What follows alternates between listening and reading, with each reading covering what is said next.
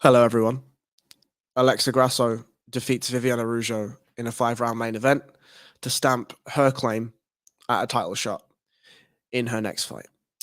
E. Spencer Kite is being a friendly neighborhood gentleman today and is unavailable for the podcast.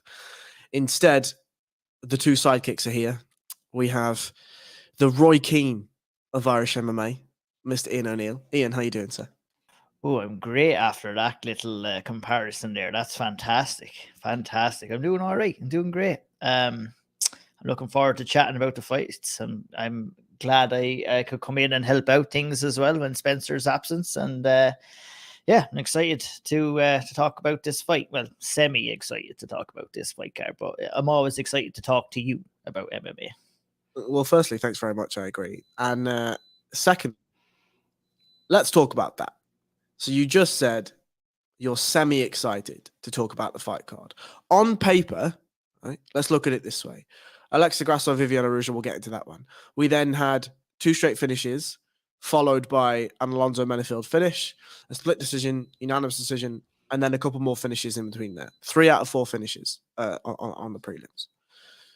On paper, we're looking at a significant amount of finishes, which is what we're looking for in MMA. A conversation that Sean and I have been having on Speaker's Corner at the moment is around whether MMA is entertainment or it's a sport, right? And I think there's conversations to be had there. Why did you say semi-interested to talk about this card? What's your overall feeling coming off last night? Well, coming into the card last night, I was genuinely excited to watch the card. The last couple of weekends, I would have been somewhat watching from afar with the UFC cards. I had other stuff on. I had something I had to be at, and I didn't live tweeted. I we did the preview shows as we did, and it was a nice little break coming in to this card. I was excited to get back in, tweeting, talking to you guys, watching the card as well as we do.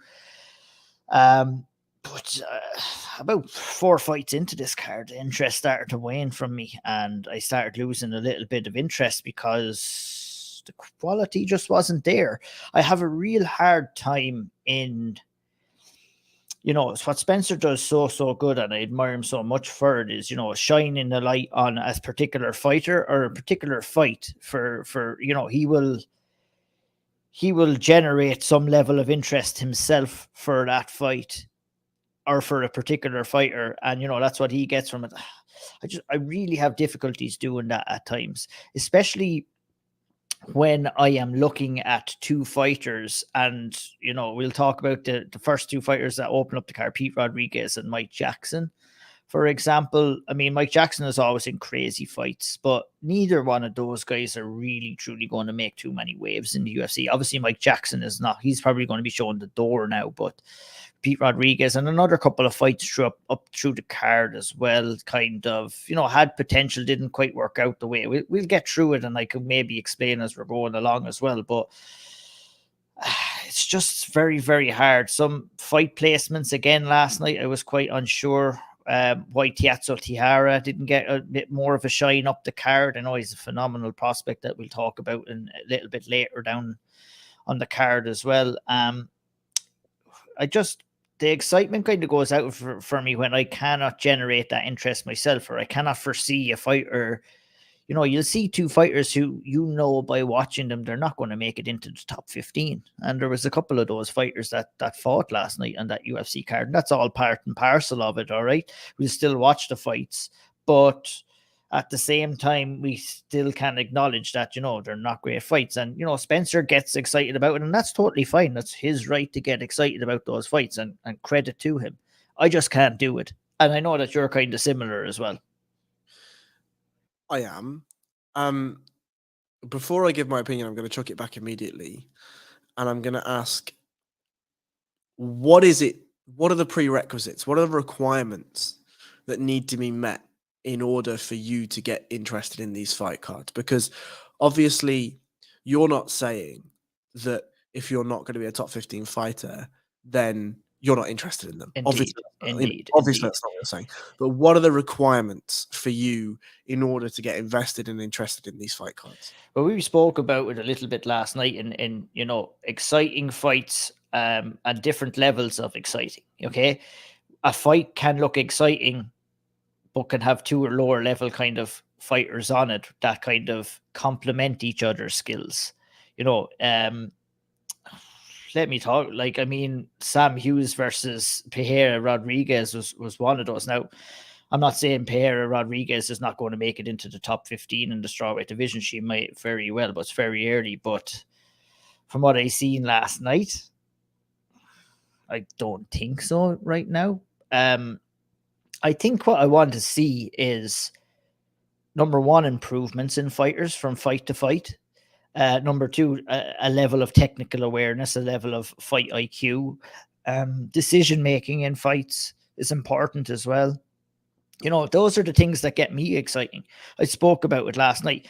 Yeah, we would be on the edge of our seat when we watch 2 fighters just stand toe to toe and throw all kinds of crazy shit at each other. But you know what? I enjoy more. I would say I enjoy much more watching 2 top level athletes fight a technical, tactical fight where it's nip and tuck and one shot might change everything. And to find that balance between the two, maybe you don't want to see all of those kind of technical fights, every single fight. That'll probably draw some ire from maybe people who are not watching on week in and week out, who might not appreciate the technical side of these fights as well. So last night for me, it was just like, it kind of boiled down to your excellent episode that you did on Speaker's Corner of UFC kind of needing to kind of draw that excitement out of us with matchups, with card placements, and with particular fighters. The UFC is at a stage right now, where the level of competition from top to tail isn't what it used to be years ago. It's a lot more kind of watered down in certain ways as well. And that's based off their business model. And maybe that's just us. Like, I mean, it's something that we can talk about time and time again. Maybe that's just a result of what we came up in watching these UFC shows where, they weren't on so often.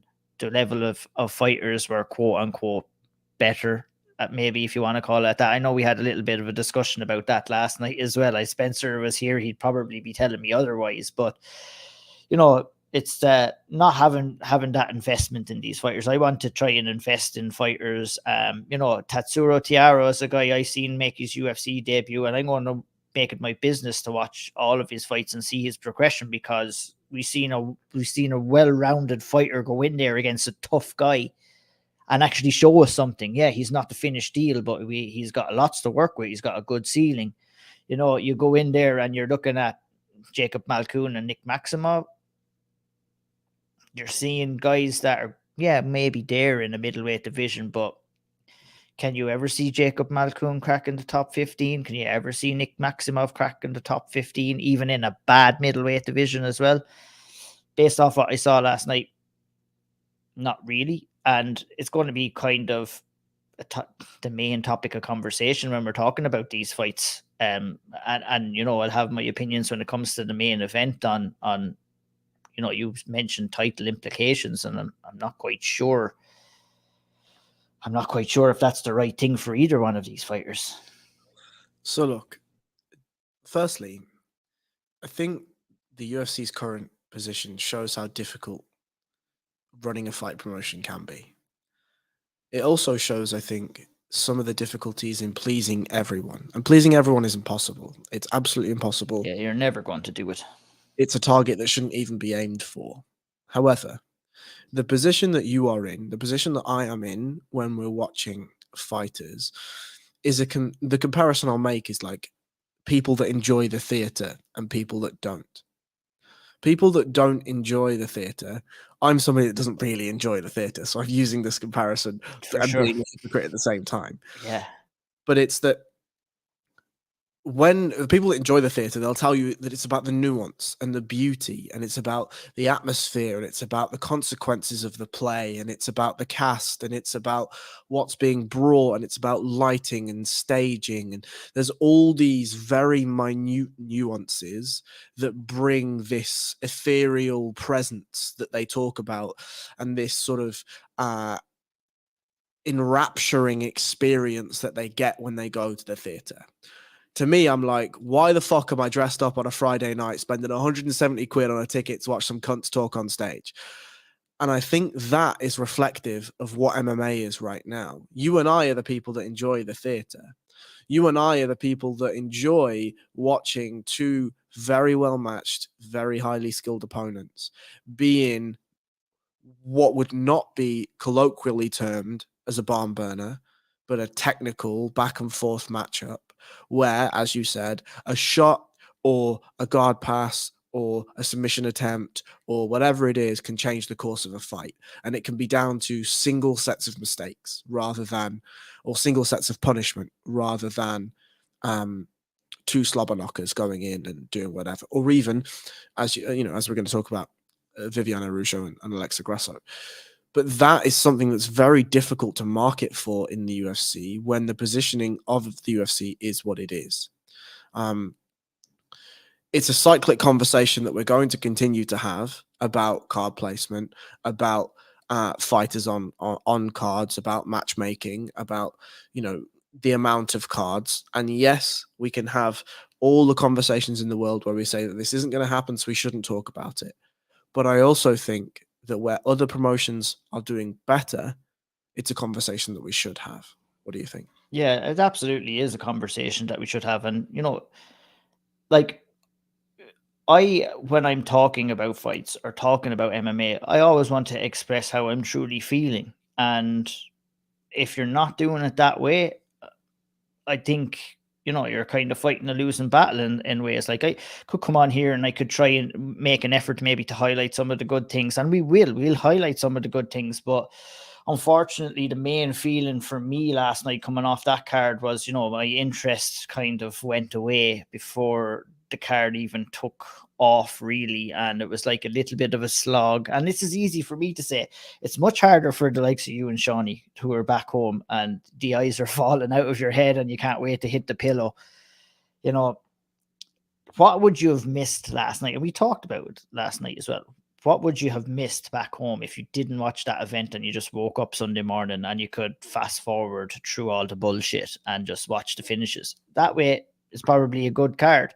We have to go through all the filler, we have to go through all the BS, all the time wasting, everything like that on the night. But I mean, I just want to often to say how I feel about the cards. I'm not going to blow up something that I don't feel it needs to be blown up. Talk to me about the UFC 280 card next week. You'll hear me saying nothing but good things about that, and we will cover that throughout the course of the week as well. But last night, you know, after taking a little bit of a break, the excitement was there at the start, but it kind of slowly drifted away because I just could not make a connection to a lot of these fighters, or I didn't buy into a lot of their stories. That's it. You buy into somebody's stories and you want to believe in their progress and that they're getting better, but sometimes you just fight to the level of your competition, and sometimes the level of your competition just isn't that good.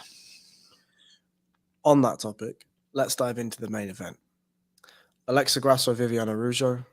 Alexa Grasso was sitting at number 5. Viviane Araujo sitting at number 6 prior to this fight. I'll give my overarching thoughts and then I'll chuck it over to you for yours. It wasn't the best quality, to be honest. I think both of these ladies showed that there are holes in their game which could be quite easily exposed up the echelon of the division. And you know, I said title for ramifications because Alexa Grasso is absolutely going to be calling for a title shot after this. I think Valentina Shevchenko absolutely decimates both of these ladies.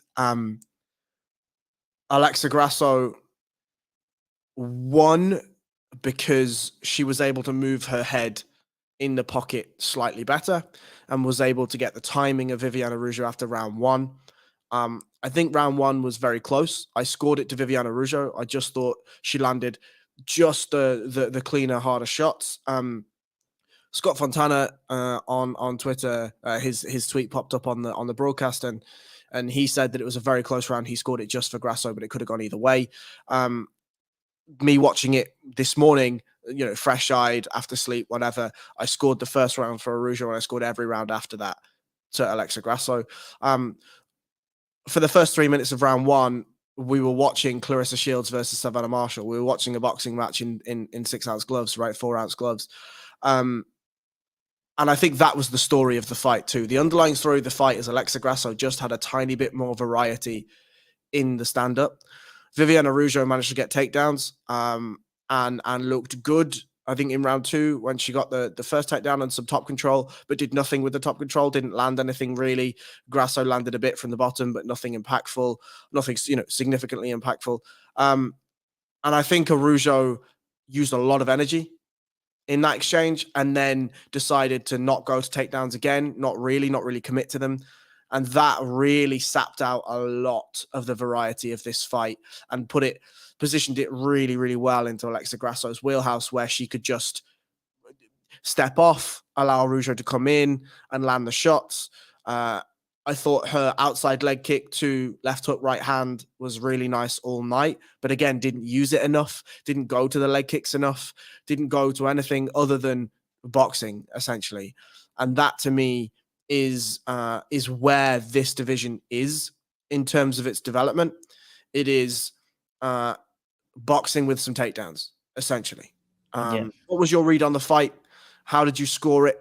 What do you think coming out of it? It's quite similar to your kind of assessment of the fight as well. I thought, round one was relatively close. You could score it either way. I wouldn't argue it being scored either way at all. Way too close to kind of call that. I probably would have be leaning towards Araujo. I didn't get the chance to look at it back yet, but after the first round, there's no question on who won the fight. It was definitely Grasso who kind of took shape of the fight.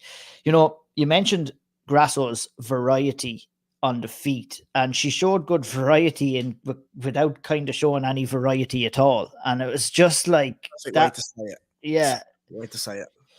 And I think, that's down to the faults of Viviane Araujo, I think, more so than anything else, because, Grasso went out there and she started sticking at her jab, and it was successful from very early in the first round. I mean, even the first exchange, she was getting off that jab, so she found her range early.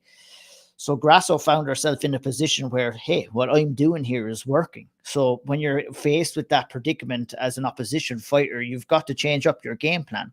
Araujo tried to do that in round two with the takedown, but as you said, got the fight down, did very little on top at all. It tells its own tale that you're scoring round two to Grasso, and she was on her back for quite some time in that round, but there was no damage handed out by Araujo. Grasso managed to get back to her feet, and I noticed the exact same thing as what you noticed. I noticed a different fighter in Araujo after that.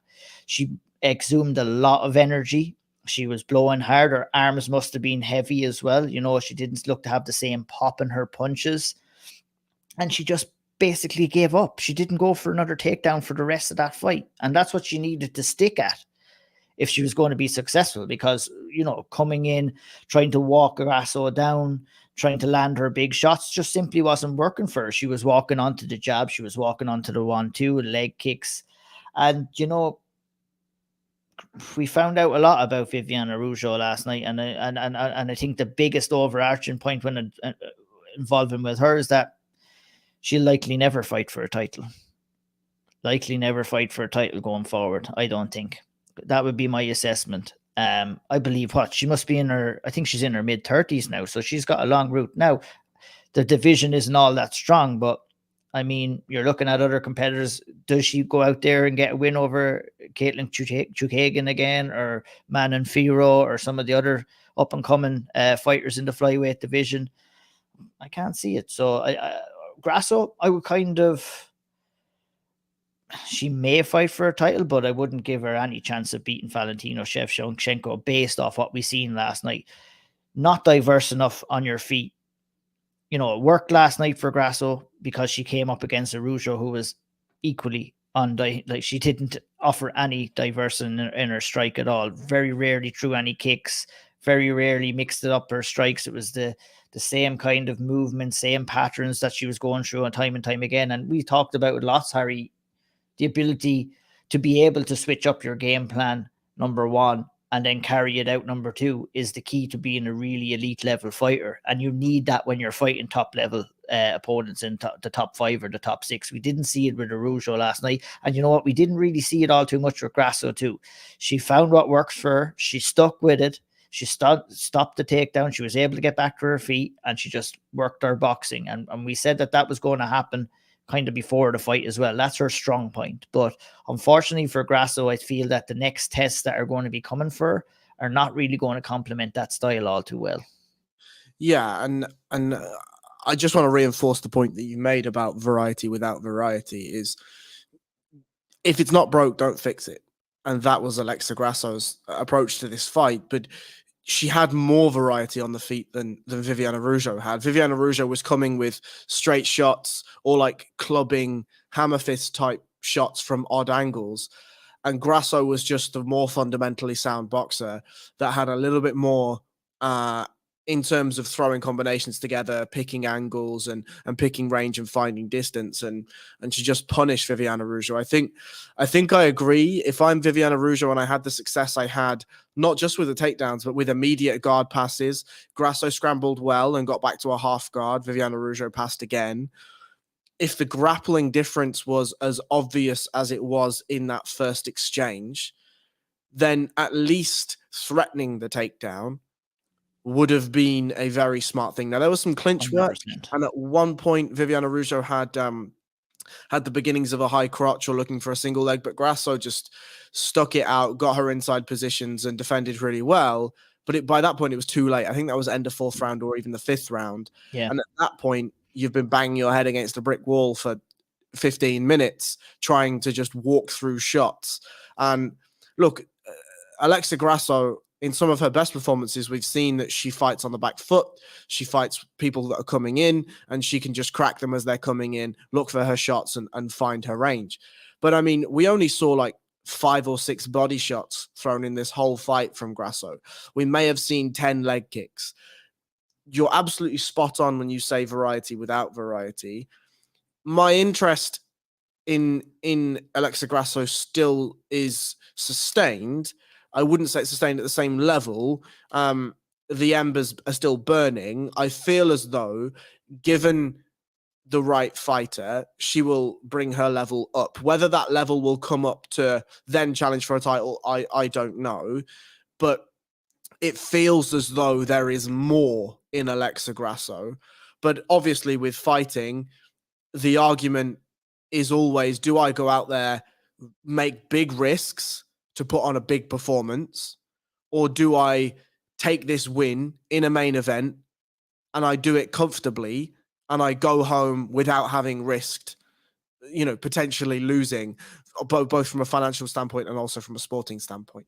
Do you have anything else to say on this fight, or should we move on? Just about not taking risks as well, whether you agree with it or whether you don't, your decision not to take risks, may cost you getting the chances that you deserve in the UFC, the way they're structuring their matchmaking right now, and that's just the way it is. We talked about UFC being more of a kind of an entertainment business right now, where they're looking to put together entertaining fights where you're simply not going to be rewarded if you're a Merab Dashvili who's wanting to close the distance and grapple against the cage all the time. Fantastic win against Jose Aldo, but he's not going to be rewarded with anything. Dana White was treating him like he lost that fight, saying it wasn't very exciting. And, that's the precedent that he and the UFC are setting right now. So the way I look at that main event last night as an opportunity for maybe someone like Manon Fiorot, who's going in there against Chookagian, if she can produce a better performance, she may very well jump ahead of Alexa Grasso here. And that's kind of what's on the line. And I'm not necessarily saying that I agree with that, but, come back to me when it happens. That's all I'll say. Absolutely. On the topic of Jose Aldo, what we will say is that our fears came true, right? what we said on the preview show was that the thing that we're seeing a precedent happening right now is fighters of old, as they reach the tail end of their career, what was happening was they may go up in weight, they may use that experience, they may look to continue their MMA career at a higher weight where they don't have to cut as much weight and the speed is gone and whatever. Now we're seeing fighters cutting more. They're cutting more weight down to a lower division to try to continue that MMA career where they can use the size instead and maybe a bit of power, maybe a bit of a veteran guile. We mentioned that we were all up in arms when Jose Aldo moved down to 135 and we were questioning what the fuck is he doing? He looks crazy on the scale. This is horrendous. He's had this massive fight career. What's he doing this for? This is a bad idea. He went out and he looked okay in some of those performances. Cub Swanson did not look okay. No. Martinez, and this ended brutally. Do you want to talk me through your thoughts on this fight? My thoughts on this fight are exactly what you said, and we said it on the preview show this week, is that, our big worry for Cub Swanson was, why was he choosing to cut that extra weight at this stage of his career? Why, I'm looking at this fight, it's like, why couldn't we do this at 145? Even with Martinez there, who's fought at 145 before. I mean, is Cub Swanson going to be coming down and putting together a run in one of the best divisions in the UFC right now? No. So what's the point in making him cut this weight? What I'd love to ask him, and that's another thing. We didn't get the chance to ask him on any of those because he didn't speak at the press conference before his fight, which is a red flag for me. He was weighing in on the scales, not looking good at all, looking drawn out, looking sick on the scales. And yes, fighters can go and they can weigh in and they can go and produce a good performance. But ultimately, when it boiled down to it, Cub Swanson just didn't look himself. He was not able to withstand any of the shots that was thrown at him from the very start. And Jonathan Martinez opened up excellently and started targeting his body from the get-go. He started throwing that body kick. It was landing on Cub and it was visibly hurting him as well. And that's not saying that Cub Swanson cannot take a shot anymore. Cub Swanson cannot take a shot after draining his body down to the 135-pound weight limit and then trying to quickly rehydrate to get back in there to take this damage. You think that 10 pounds is not a lot. 1 pound is a lot when you're getting in there and you're throwing punches and kicks inside the cage. And for Cub Swanson, who's been on the receiving end of a lot of damage and dished out a lot of damage himself, he did not look the same fighter last night. He looked like shots that normally wouldn't hurt him were hurting him, even when he was taking the kicks on his arms, his legs, everything like that. I'm just glad that it was a TKO via leg kick knockouts and not a vicious life-changing knockout that he suffered last night. And that can be one of the true probably benefits of this fight and the result of this fight as well. Now, this is not a knock on Jonathan Martinez, who has to go in there and has to do his job as well. And he performed excellently and had a great game plan, who worked the body, initiated some good grappling exchanges, made life difficult for Cub and just slowly chipped away. And then we got to the stage where Cub Swanson's body gave out. He didn't give up, his body gave up. And that's what happens when you drain yourself down to an unhealthy size to fight in a fist fight. The comparison I'll make is if anyone's ever hit a water bag or a bag made of water, right? One of the reasons why that helps, and one of the reasons why a water bag is better for your wrists and your hands when you're punching, is because that water helps to absorb the strike. It absorbs some of the kinetic energy of that strike. What about if you just took all of that out? You're just hitting rocks, right? Now, for a fighter who's taking all the water out of their body, you're then expecting them to take shots on just bone, muscle, and cartilage. The body's not designed to do that.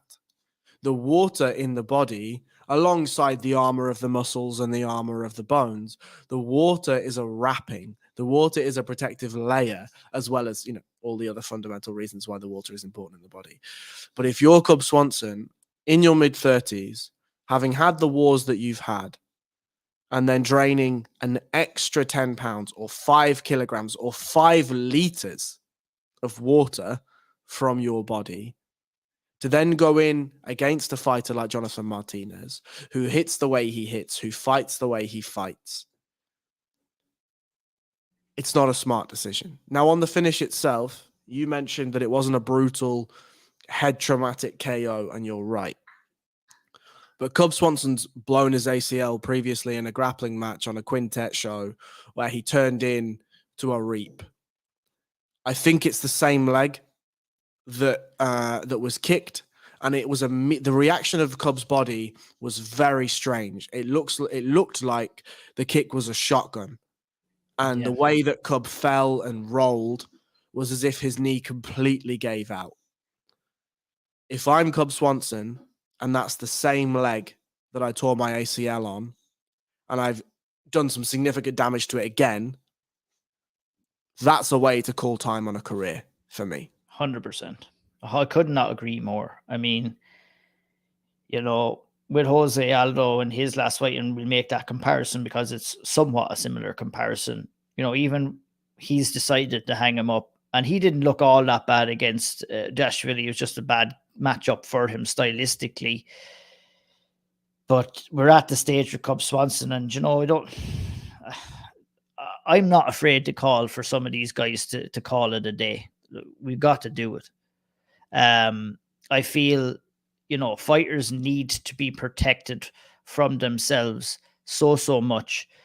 And, you know, it's up to the people around them to make sure that they are protected. It's up to their coaches to make sure that they're protected. It's up to the commissions to make sure. It's up to promotions.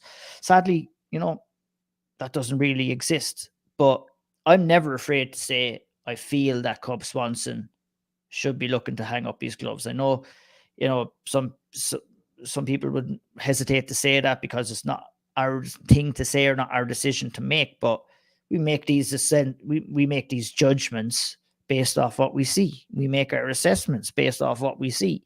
And what we seen last night was not good with Cub Swanson. Not good at all in the slightest. And if there's, like I said, if there's any positive to take from that fight, he wasn't devastatingly knocked out. May have done some serious leg injury to himself. Hopefully his knee is good today. I just think we avoided a bit of a disaster last night by not having him devastatingly knocked out. On that point, it's an archaic... How do I word this properly? It's an archaic viewpoint that we shouldn't have an opinion on what a fighter does. Recently, there's been, you know, a Twitter conversation that's done the rounds about safe MMA and the jurisdiction of fighters. And the fighter in question got annoyed because an opinion has been made about that fighter. Unfortunately, fighting inherently is a public sport. The entire reason a fighter gets paid is because people want to watch a fight. And unfortunately, when you do that, when you engage yourself as a public persona, and when you engage in a public activity, the public will have an opinion. And for the most part, it's important to gauge whether those opinions are in the best interests of the fighter or not. I understand that us having an opinion on Cub Swanson's career and retirement is a difficult and nuanced discussion. This is Cub's livelihood. It's been his livelihood for a significant portion of time. For a significant portion of his life, he has dedicated day in, day out, his brain, his body, and his time, more importantly, to the pursuit of skill in this sport. However, it is very important, as you say, that there are people that safeguard these fighters. Sean has said it, you've said it, Spencer said it, Graham said it 1,000 times. The sport that these guys and females conduct themselves in breed them, inherently destroy any fiber of doubt that you can quit. It does not exist in these fighters. It cannot exist in these fighters when they reach the level that they reach. Because inherently, the fight game dispels of people that are able and choose to quit in fights. Therefore, logically, somebody must be able to take hold of a Cub Swanson prior to this and say, look, this isn't the right decision. We shouldn't be doing this. You're in your mid-30s. Here's all the logic. Here's all the arguments. Now, of course, there is an autonomy here. There is a free will argument here where Cub is his own man. And even if the UFC as a private entity decided to turn around and say, we don't want to give you any more fights, Cub, we're going to release you from your contract and we're going to shake your hand and say, thanks very much. We really appreciate everything you've done, but we won't be giving you a fight anymore. Some promotion will. Yes. Then you're heading off to bare knuckle boxing, which is even probably worse at that stage of your career. So there has to be a conversation. There has to be an intervention of some form, whether that's not internally within Cub Swanson's life and team. But even if that's a public intervention, now Cub's never going to see this. Fine. But in the absolute hope that whoever does watch this will understand that we should be thinking about these fighters not as brands, not as objects of entertainment, but instead as brothers, sons, fathers, mothers, sisters, girlfriends, wives, friends, and humans. For me, and I think for you, this is the end for Cub Swanson. I don't want to see him fight again. I don't need to see him fight again. He's done enough in this sport. He has given us enough. And for us, it should be on us to congratulate him, thank him, and allow him to pass on to the next part of his life. Any other thoughts? Not on Cub Swanson. I think you covered that excellently. Maybe to focus a little bit on Jonathan Martinez, who picked up another good win, I guess, from his perspective last night. Where do you see him kind of shaping up in the 135-pound division? It's a hot pot of talent there. Is it time for him to kind of maybe make a run for that top 15, top 10 now, throw him in there, if not with a top 15, top 10 guy, someone on the cusp of that, perhaps? Where do you kind of see Jonathan Martinez kind of fitting in the division? I think at best he could shoot for the stars, maybe in the top 15, because we have to remember the bantamweight division is really shit hot right now, isn't it? It is. He's on 4 straight, but I learned nothing in this performance. I learned that he didn't show me anything new, is what I mean by that, right? In the last 3 fights that have been cancelled for him, we have Aaron Phillips, Marcelo Araujo, and Nathaniel Wood. Obviously, the Nathaniel Wood fight is now out of the question, but I wouldn't mind seeing a Araujo or a Phillips. But as you say, the 3 times he's had a step up, Andre Sukumtat in 2018, when Sukumtat was at the height of his powers. Andre Ewell was a loss in a split decision. And the Davey Grant fight, he allowed himself to get into a war. And if you get into a war with Davey Grant, that's not a smart decision. I agree that a step up is necessary.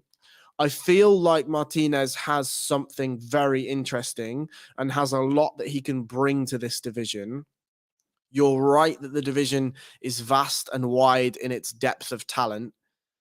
But Martinez is somebody that I think needs a challenge. Fighting guys at this level, and he's 28 now, right? So now's the time to push him if you're going to. Fighting guys at this level is simple. He just has to do the same thing that he's doing. There's not a massive uptick in skill. There's not an excel or a maturity in the growth of his thinking or anything like that. He just goes in, does what he does best, and wins fights. Fine. I would like to see a name that excites him, a name that gets him up in the morning with a different type of vigor.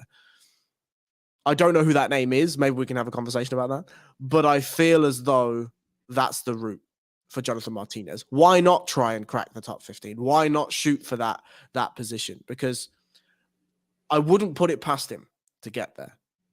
Yeah, I mean, I'm looking at Rafael Assunção, who fought on the same card. I mean, not maybe at the same level as maybe someone else that might get you closer to top 15, but he's a name. He's been, at the top 10, top 15 for pretty much the majority of his UFC career.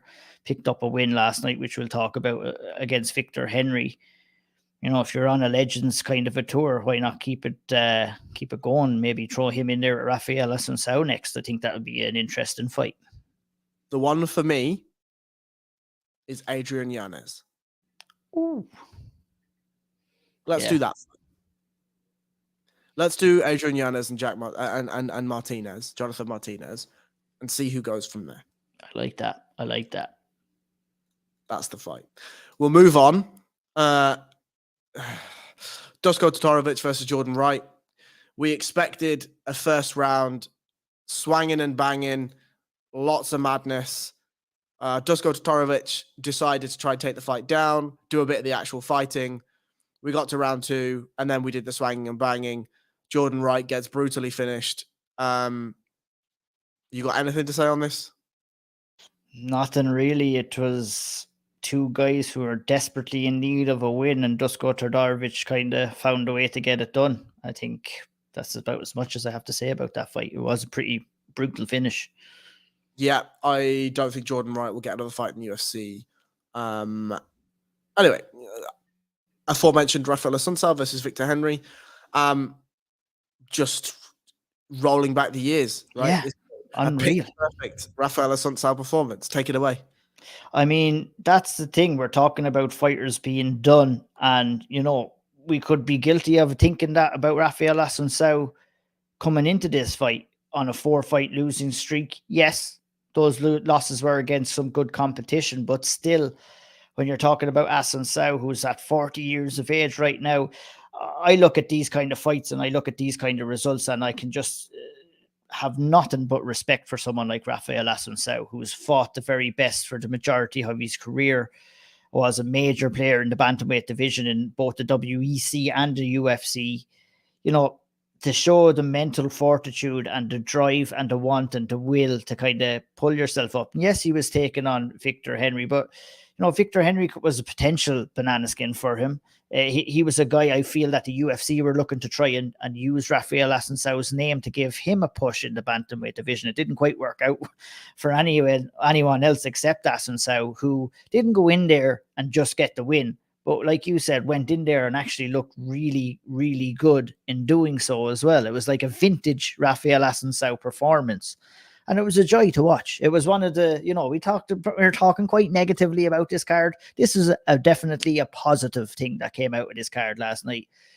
Now, is this going to be a great resurgence of Rafael Assunção? Is he going to be taking heads at 135? Probably not. But you know what? He's guaranteed himself at least another 1 or 2 fights if that's what he wants to do. He was very emotional after the fight. There was talks of retirement, and it's easy to kind of go down that path when you are losing fights and you're losing multiple fights in a row. You could see how much that win meant to him last night. And, I was very happy to see him get it done. And I mean, it was one of the few positives that I took out of the card. And credit to him. You have to give credit where credit is due, because you know what? You can go in there and you can look at that kind of performance as a good performance, and you can look at that as just simply a win, but that was so much more than a win for a guy like Rafael Assunção, who, probably had so much self-doubt and probably thought that he didn't belong before that fight. And that's what makes fighting scary, because you build your confidence, you build your skills. Both of those intertwined, but you know what? There's a hell of a lot of self-doubt that's involved as well. There's a hell of a lot of questions that you ask yourself as a fighter. And you know what? He had to ask himself all of those questions before that fight last night, but I can guarantee you woke up this morning feeling a hell of a lot better than he did maybe last week or yesterday morning even. It was a great win. Damn right. And there's not many wholesome moments that we get in MMA, but this was one of them. And it's, a lot of fighters talk about they want to retire on a win or they want to retire going out on top. I'm just going to go through the last 9 fights before last night. He loses a unanimous decision to TJ Dillashaw in 2016, and we all know what happened in that fight. He then has 2 split decision wins over the now champion Aljamain Sterling and Marlon Moraes in 2017, when Marlon Moraes was on an absolute tear. He then beats Matthew Lopez. He then beats Rob Font, and we know the levels of Rob Font. He then gets caught in a guillotine by Moraes, gets destroyed by Corey Sandhagen, brutally finished by Cody Garbrandt, and then brutally finished by Ricky Simon.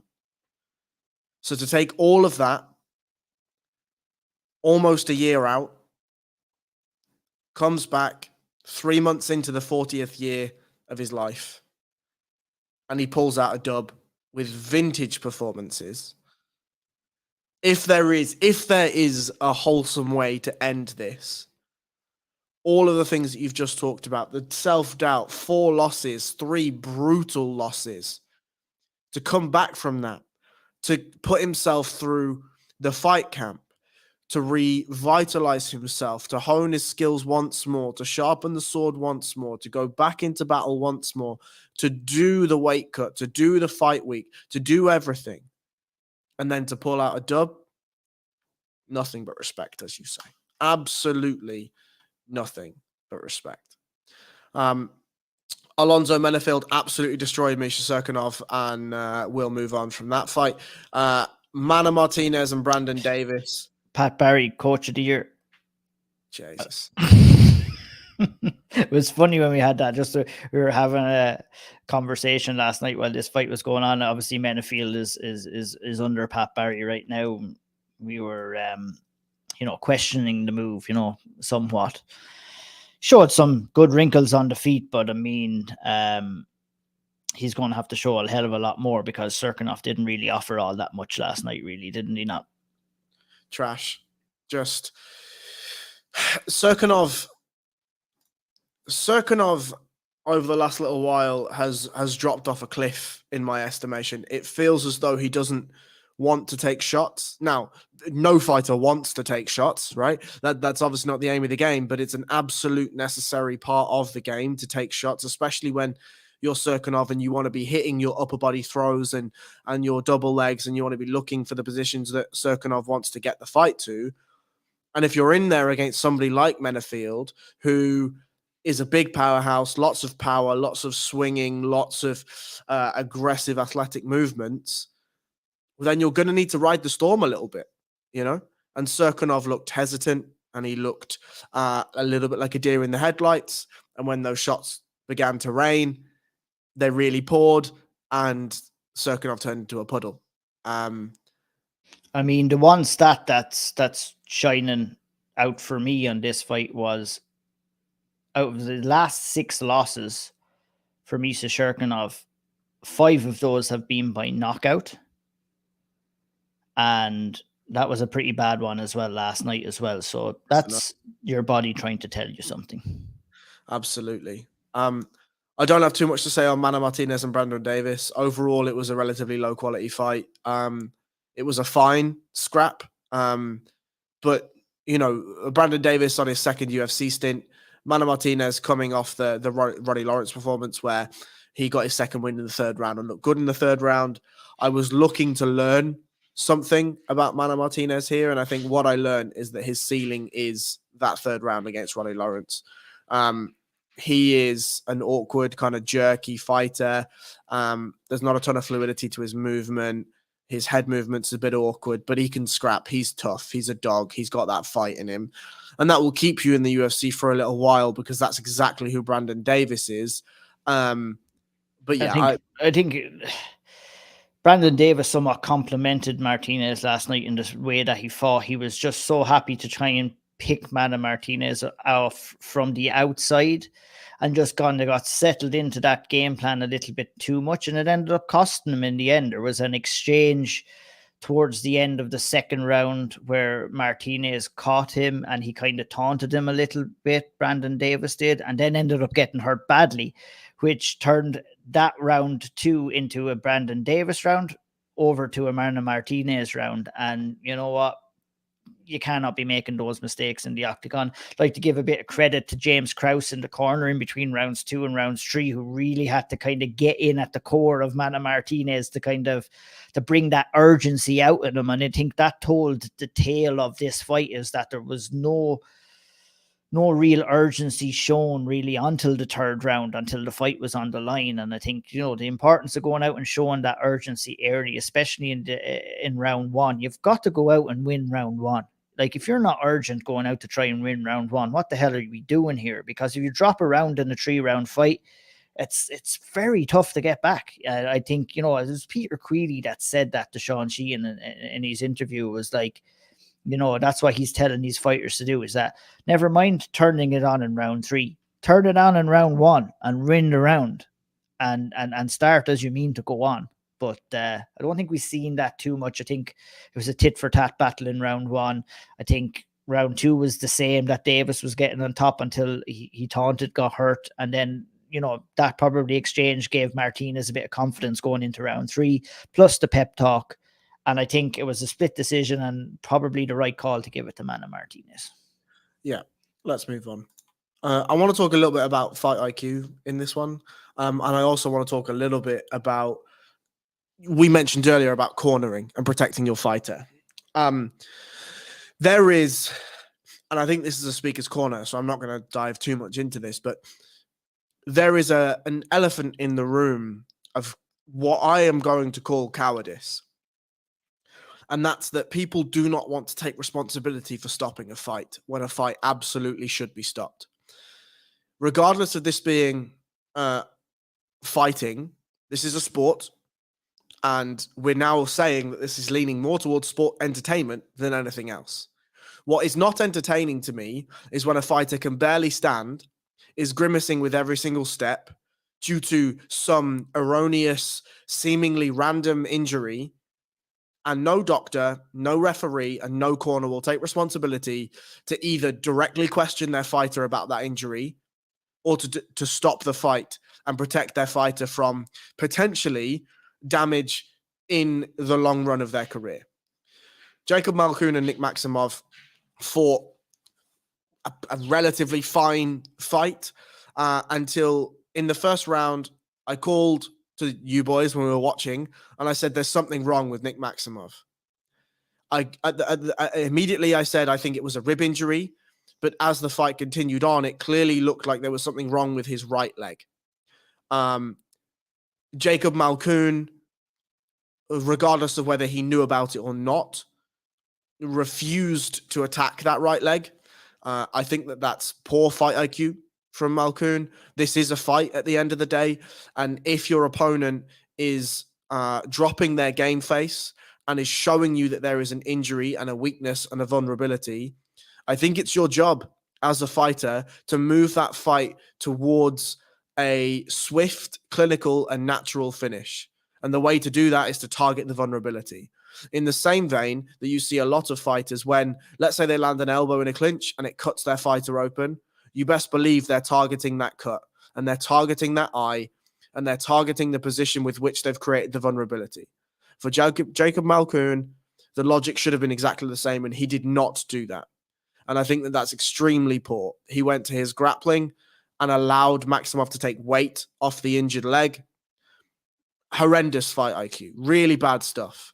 But for Nick Maximov, again, we've already mentioned with Cub Swanson, it is not in him to say to his corner, lads, I don't want to do this. My leg really hurts. Something's happened. I don't know what it is, but I can't walk and it's a lot of pain. It's not in him to say that. The fighters will always be the last to say that because that's what has been ingrained into them since day one, since the minute they've started training in combat sports. It's like, you know, the same way as a lot of good things are ingrained into them, i.e. skills, but it's that mentality, it's that will to compete, and it's that no quit mentality that exists in MMA. And I think there's an overall inability on the MMA scene to look at the bigger picture. And I feel that the bigger picture should have been looked at last night in this fight when it came to Maximov's injury and him taking part. Because what did he gain out of that last night? What did he gain? What did Malkoun gain? What did the corner gain? Nobody gained anything. What happened to Maximov is that he toughed it out. And what was he going to do? Go back to the locker room and say, yeah, I toughed it out. My knee, I fought on one leg for 3 rounds. So that's going to get you fuck all, because you know what? You're going to be on the shelf now for maybe twice or 3 times the amount of time that you may have been when you first pulled up injured.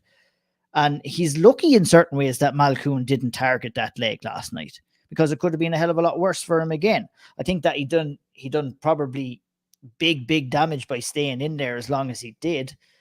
And I just think I couldn't agree with you more. It's like, when is the lack of common sense? Maybe that's just a part of it that we have to get used to, but it's not right. It's not right. It's like, you could clearly see that he was on one leg in a fight that was going to be tough for him on two legs.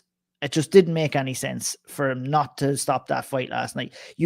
Okay, I'm all for giving a fighter a chance, okay? You can give a chance. It could be, just a dead leg, or maybe something that goes away, like a nerve that gets damaged. We've seen it before with Chandler or with Henry Cejudo when they were kicking legs and the ankle goes all floppy and stuff, that they might be able to come. But it was clear to see, Harry, and you mentioned it first when we were watching it last night, there was something wrong and it wasn't going to come right. And then that's the decision that needs to be made in the corner for the better health and the better kind of longevity of Nick Maximov. The decision that should have been made last night was to stop that fight in between rounds, or even throw in the towel as it was going on. The other reason why they don't do it? Do you remember Max Rushkov? Yeah, because everyone is bitches online and says that they're quitters and says that they're this and says that they're that. But fuck what people say online is what I say. But that does exist, and that is the kind of mentality that, the fighters have ingrained into them, but also the audience has that ingrained into them too, because that's the kind of mentality that they're seeing. It's like, when you like the fact that we've barely ever seen a towel thrown inside the octagon, it tells its own story. Do you know what I mean? It's like, how crazy is that in the amount of fights that I've watched, that maybe I can remember one time that a towel was thrown in, and that was Nick Diaz when Nate Diaz got head kicked by Josh Thompson. It was the one time I've only seen. That was the only time that I can remember. Maybe you can tell me another time. That's the only time I can remember that a towel has been thrown into the octagon. And that's sad. You know what I mean? That needs to change. And it exists maybe throughout all kind of combat sports, but I feel where it can do the most damage is in a mixed martial arts fight, where there are more tools available for you to hurt your opponent, and there's more ways for your opponent to get hurt, especially when it comes to like throwing punches and kicks as submissions as well. And it's just, I don't like watching that. I don't like watching it at all. We were calling for the fight to be called. It just took the goodness out of the fight for me last night. And I think it needs to change. Yeah. It stops being sport. When we watch this, we want to watch two able-bodied competitors competing. What we watched was a wounded animal try to survive an allotted time for him to be chased around a cage, punished. That's what we watched. That's not what we're paying for. That's not what we signed up for. There are, of course, moments in fights when fighters are hurt, they battle back, they rise back. But those are misconfigurations of your cerebral capacity for a moment when a fighter's rocked or they've been dropped or whatever. That is a scrambling of the brain. Yes, there's damage. Yes, there's immediate impact. Yes, there's swelling and there's bruising and whatever. But we've accepted as a sport that part of the nature of the sport is that there will be times when fighters are rocked and dropped, but a fighter is able to bounce back and regain their consciousness and regain their focus, sometimes extremely quickly, sometimes over the course of 2 to 3 minutes. We know when we see Nick Maximov hobbling about the cage that he is not going to recover that position back to a level where he can stand and be fine for the rest of the fight. And the other thing I'll address is one of the things that people will say is, but you have to keep him in there because, the win bonus. Well, he fucking lost anyway, didn't he? The fucking win bonus, yeah. It's just, it's one thing that really grinds my gears when I'm watching fights as well is, and it's a good point that you brought up, that recoveries can happen, but when you're talking about someone walking around on one leg, or someone that has a seriously injured arm and they're barely able to walk, or they're barely able to put their arms up, that's when you need to be stepping in to prevent more damage happening. That's what should be. It's the well-being of these fighters is what we care about. And yes, okay, The only exception I might give is that if it was a title fight, if it was a championship fight, but even at that, if it was bad enough, you need to be pulling the fight. Yeah. So fucking this fight that we seen last night and outside the rankings in the 185-pound division had nothing overbearing on it. There was no reason to keep Maximov in there. And I feel that, his corner let him down last night. So jiu-jitsu and straight jiu-jitsu, sport jiu-jitsu and MMA are obviously very different. But one thing that there's a prodigious coach called John Danaher in the grappling world. He's the coach of Gordon Ryan and many others. He was asked recently about what his opinion is on people allowing their bones to break in submissions in competition. And his opinion is this: if you're in a local tournament, just some random tournament, or even ADCC, the Olympics of grappling, but in the first couple of rounds, and you let your bones break, he as a coach would be furious. One, because that local competition means absolutely fuck all in the grand scheme of things, but also because you've now removed yourself from the training room and you've removed yourself from your training partners and you've removed yourself from the ability to acquire and better your skills for a significant portion of time. The story that he was relating to was Wagner Hosha, who allowed his leg to break against an English grappler called Owen O'Flanagan. He just ate an inside heel hook and blew both his knee to pieces and his ankle, couldn't walk off the mat, but won a bronze medal, right? Owen's opinion is that for a bronze medal, he's not letting anything break. John's opinion is if you're in the ADCC final and you're up on points, comfortably up on points, and there's 45 seconds left in a match and you get caught in a submission, he said it's on you. Winning an ADCC championship is a life-changing moment for a grappler. You will be a champion forever. Nobody can take that away from you. So if you want to let a leg break, an arm break, whatever it is, in a submission hold and continue on, that's on you. That's a personal, perfectly deep choice. And the same thing should be related to MMA. If you're in a title fight and something goes and you want to continue on, obviously there is a level. Of course there is a level, in the same way that in grappling, if something egregious happens, the ref will stop the fight or the match, the bout, the contest, whatever. In MMA, the same thing should occur. There should be personal autonomy of a greater value because context matters. If a fighter is in a title fight, if they win that title fight, they are a champion forever. They can never have that belt taken away from them in the history books. But for Jacob Malkoun and Nick Maximov, on the undercard of a fight night card that no one gives a fuck about, what are we doing here? If, as a team, you think Nick Maximov is a title contender in the next 5 years, we may disagree, but if that's what your team thinks, what do we gain by this? Exactly as you've just said.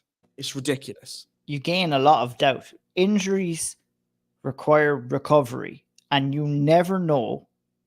You'll never be the same again, quite clearly. You'll never be truly the way you were after an injury takes place.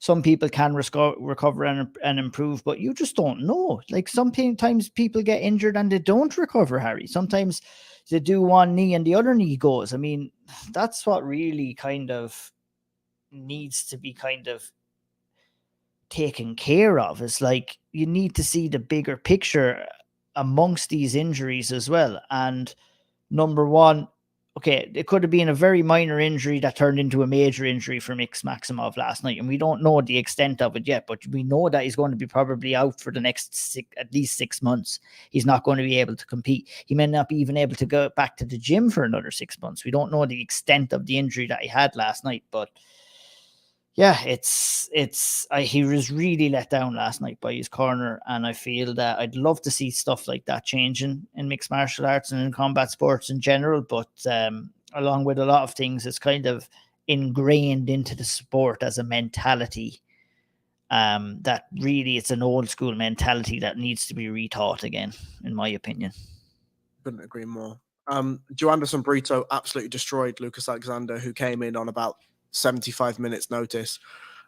He got to the back, he suplexed him a number of times, and then eventually finished him. Do you want to talk about that anymore?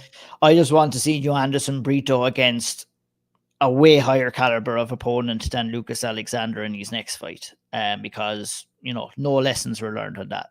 Credit to Lucas Alexander coming in. Joanderson Brito gets the fight, gets his paycheck, gets the win. We need to move on with Brito now, and we need to be either putting him in there with guys on the cusp of top 15 or maybe a top 15 guy. I think he's good enough to do that. And I think, you know, he has a good couple of wins on ahead of him at 145 if those matchups come as well. I know he's not in the UFC anymore, but the fight that I would absolutely love to see is Shane Burgos, Joanderson Brito. That would have been brilliant. Yeah, that was who was he was originally supposed to fight Bagdasharian, but yeah, that would be fun. Yeah, that would be fun too. So maybe redo that one again. But yeah, I'm excited to see Brito in there. But you know, it was a bit of a mismatch last night, and the result kind of proved that it was over before it started. Absolutely. Piero Rodriguez was just a bit tougher than Sam Hughes and just a tiny bit better all the way around, a tiny bit better in the grappling, through strikes with a tiny bit more venom, and won a unanimous decision. A tough loss for Sam Hughes, who has been picked up by Saif Sayoud, and I'm losing my voice. Please hold. Sorry about that. Was picked up by Saif Sayoud, and for the last little while looked like a far improved fighter, a fighter that was getting more comfortable inside her own skin, inside her own fighting style. She falls to 7-5.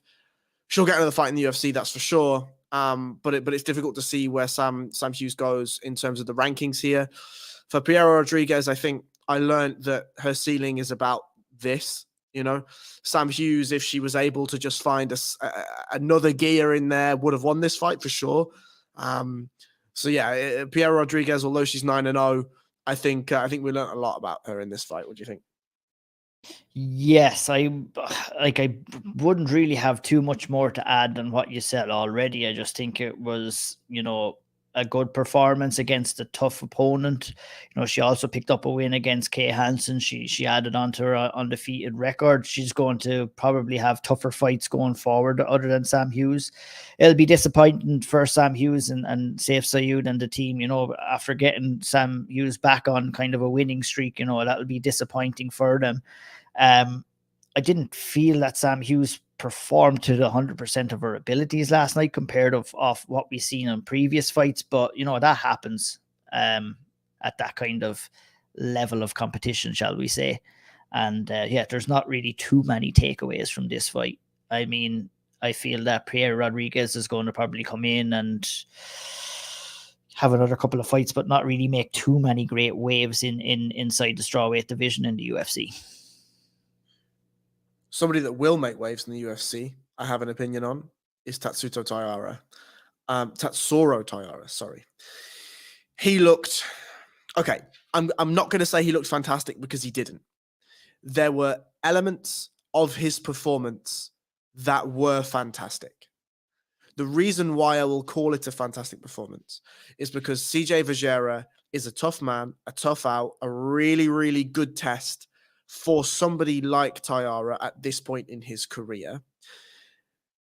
And Tayara went out there and he took some licks and he didn't have it all his own way, which is exactly what you want at this point in your career. But he managed to find a way through. He managed to find the adjustments and he managed to transition from some really nice back control to a lovely armbar. Tell me your thoughts on Tatsuro Tayara. Tell me what you thought of the performance. I thought coming in, and we said it on the preview show, that this was a difficult task for Tayara at this stage in his career. 22 years of age, very, very young, but did look very well-rounded, okay? The level of his skills will need to increase, obviously, as he's moving up the rankings, but, you know, showed some good boxing, at times showed some good range, and at times didn't show some good range as well. We can talk about that as well. Just he has tidy boxing. He's good in the clinch. He has a good body lock takedown. He's good other takedowns. He's strong on top. He tired a little bit on the feet in the second round, but he showed some good IQ to recognize that and take the fight down and take Vergara's back. There was a brief stage at the start of the second round where Vergara kind of seen that pendulum shift in momentum, and he was kind of landing a few more shots on the feet.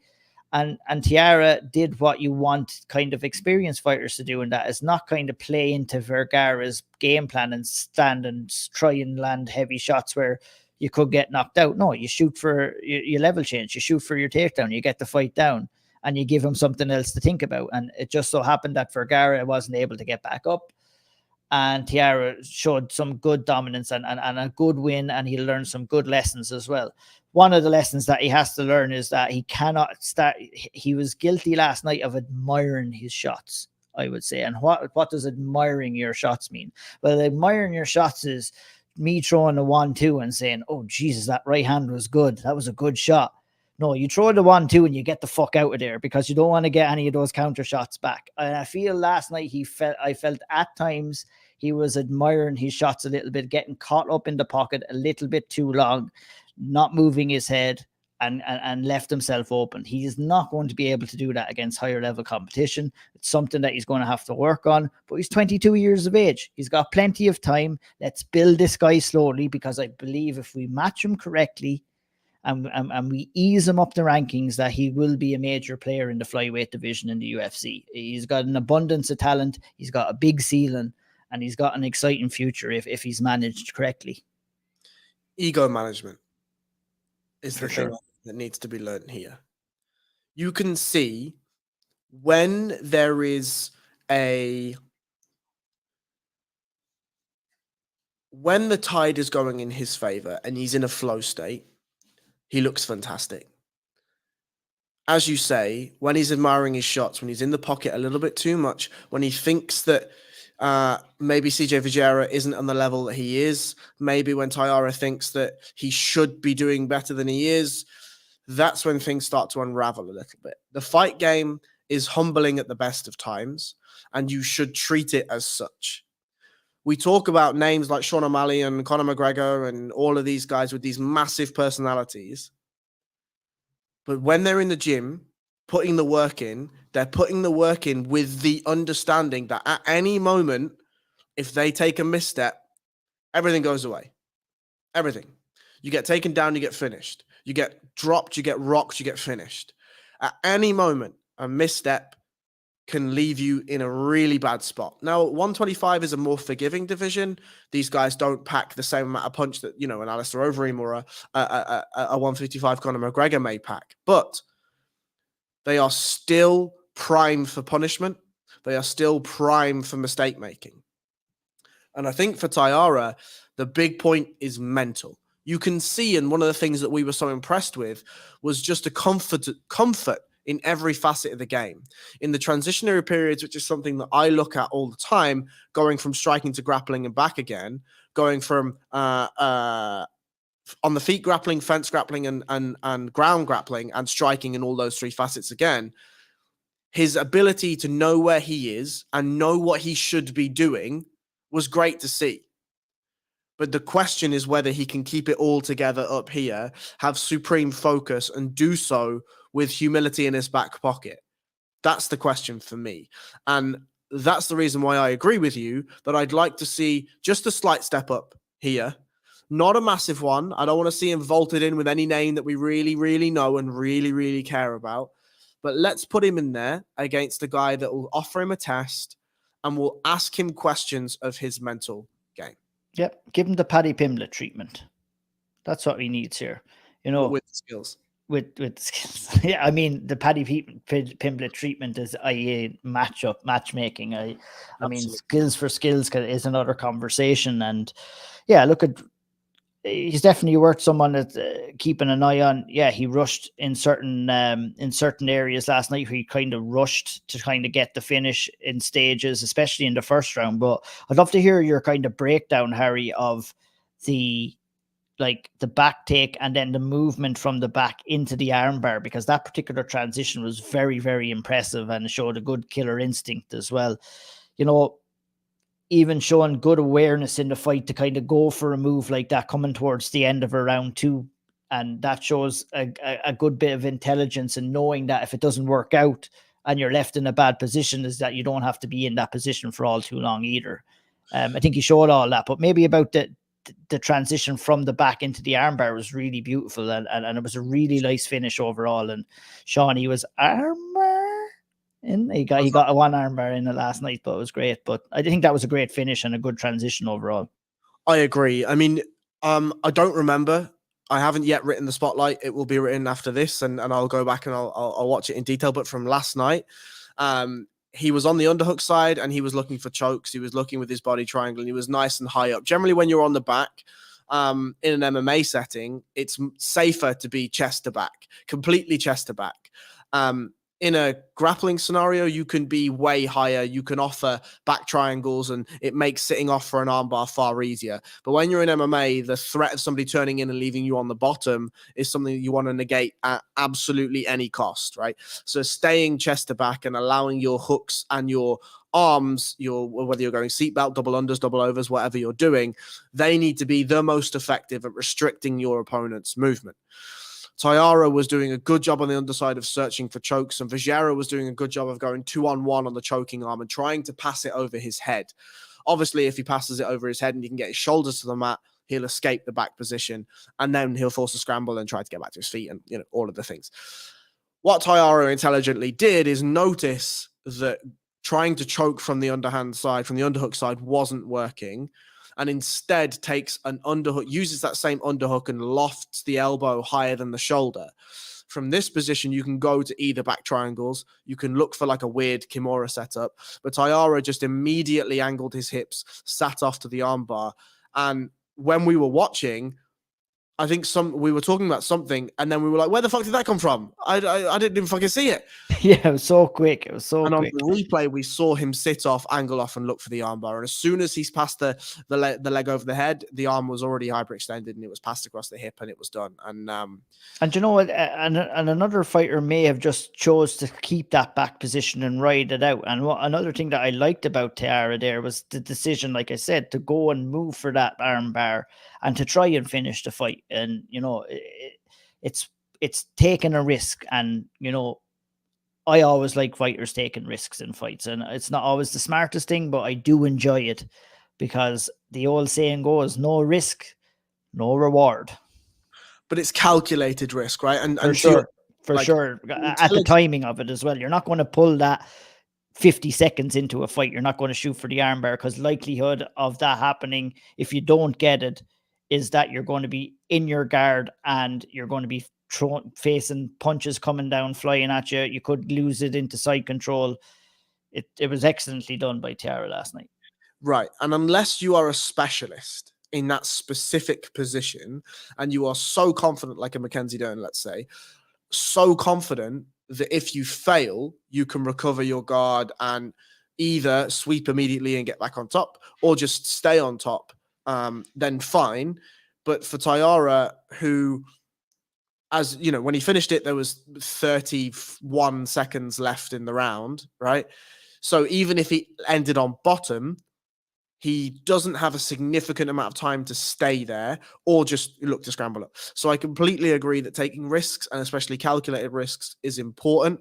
And to do so as intelligently as Tayara did, seeing the opportunity for the armbar, probably understanding where he is on the clock, and then pulling the trigger is fantastic. Because there is something in MMA and in grappling, and I think in a lot of sport, where the difference between the elite of the elite and fighters with all the skills, but not at the elite level, is the ability to pull the trigger. When they see an opportunity, They just take the opportunity. There's not a second guessing of, oh, there was a jab there. I should have shown it. Or actually, there was a duck under there. Or, oh, there was a leg entanglement. Or, oh, actually, maybe I could have gotten an overhook here. Or I could have done this. Or I could have done that. Or actually, I could have cut an angle and landed. There's none of that. They just see it and they pull the trigger. And it's automatic reactions. And to be able to pull the trigger in a situation like that is really impressive. Really, really impressive. We'll move on to our last fight. Two fighters that shouldn't be in the UFC. One fighter that's probably not going to be in the UFC anymore. Pete Rodriguez walks over to Mike Jackson, absolutely fucking steamrolls him. This is exactly what the UFC wanted. I don't think the UFC wanted to be in the Mike Jackson business ever. I think they probably hoped that CM Punk would beat him and that they could, go on and do the whole thing. Pete Rodriguez did what the UFC wanted to do and walked over, absolutely steamrolled him, and landed a vicious right hand that then set up the knee, and the knee separated Mike Jackson from his consciousness. Thankfully, Jackson was able to leave the octagon of his own accord. Have you got anything to say on this? I think that Pete Rodriguez did the job that UFC were hoping that Dean Barry could do. In the last fight, obviously, that didn't work out for UFC or for Dean Barry. And, the likelihood of what happened last night to Mike Jackson was always going to be there every time he stepped foot into the octagon, and probably the second worst fighter ever to compete inside the octagon behind CM Punk. Jesus. But that being said, okay, and I said it on the main podcast as well, I'm going to double down on it. If we're an Irish promotion or for any promotion at all, likelihood is that Mike Jackson is going to get the bullet from the UFC. He'll probably get his marching papers. That was his last fight on his contract, I believe, anyway. So he's likely facing a scenario where his contract is not going to be renewed. It's going to be a free agent. Let's get Dean Barry versus Mike Jackson too, baby. Let's get that going. Fucking hell. I mean, it does make sense. It makes sense in that, look, Dean Barry is somebody that has had a torrid time in the last little while of getting fights, getting some consistency, and really getting the ball rolling. The UFC journey was a bit of a facade. It was up and down. It was tumultuous. It was anticlimactic in the end. He's somebody that's had fights pull out over and over and over again. It would be a story that would sell itself. And if Mike Jackson is looking to continue fighting, which is a big question here for me, a fight in Ireland is always something that's anticipated. Ask Yoel Romero. You don't have a fighting career unless you fought in Ireland. So I'm sure one of the promotions in Ireland could put together that and, make it the main event of a Cage Legacy or a Cage Conflict or whatever it is, right?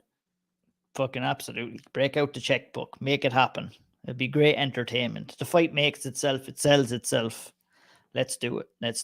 It'd be understandable, though, like you said, if Mike Jackson doesn't want to go in there. That was a nasty knockout last night. And hopefully he's doing all right after it. But the Mike Jackson saga with the UFC, I think, is well and truly over. Yes. And as we bring this podcast to a close,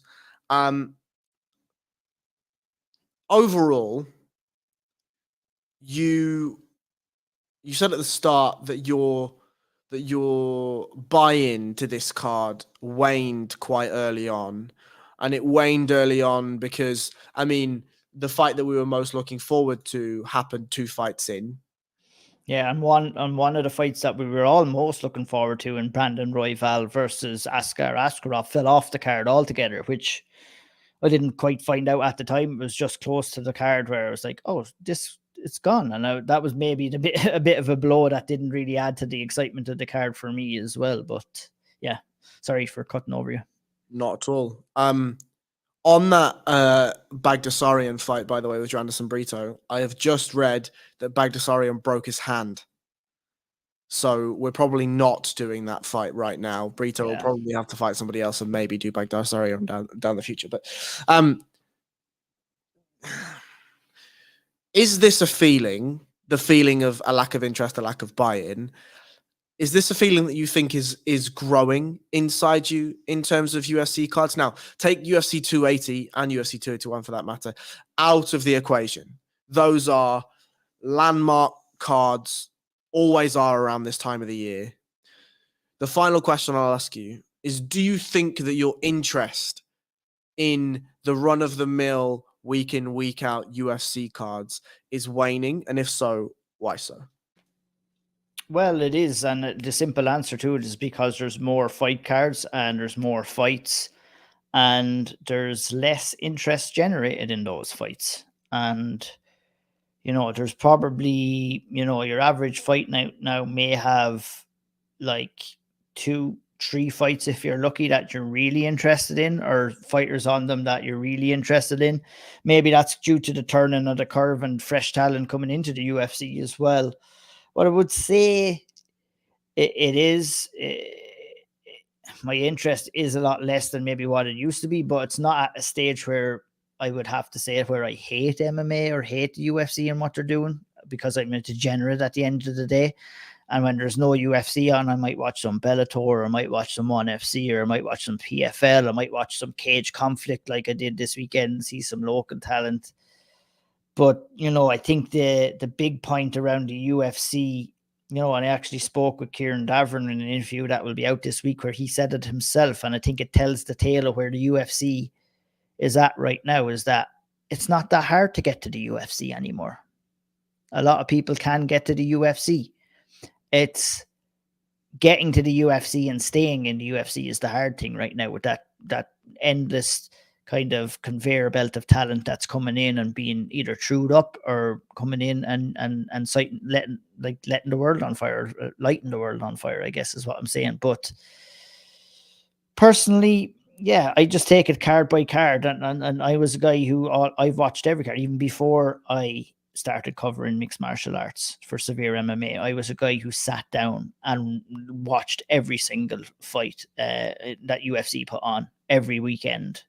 Now I have a bit of a reason to do it, but still it can get draining at times where, you know, I talked about finding that connection or not being able to see a clear path for somebody into the UFC, where I just can't kind of get excited. And that's just about it. And I feel that there's a lot more fights that are being put on right now to kind of nurture that feeling, to be honest.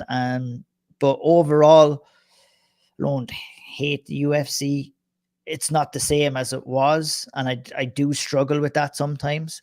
And I've definitely come out of a period where I was like, normally I would miss an event and it would be like me like walking around with one leg. I feel that something is missing. I feel like I am missing something if I don't watch a UFC event live. But right now, and the proof is in the pudding from the last 2 events that I kind of watched from afar or watched after they happened, I didn't really miss the action when it was happening. And then I just caught up the same way as I did the Waiting on any normal card. And I didn't feel like I missed out on fuck all, to be honest. So that's where we're at right now. And, you know, you covered it so well, you and Sean and Spencer on the last Speaker's Corner. It was the best one I'd ever listened to. It was really engaging conversation and everybody had really good, valid points. And the beauty about those conversations is, you know, no one can really be truly right or no one can really be truly wrong, but having the conversation is important, where people might not realize that.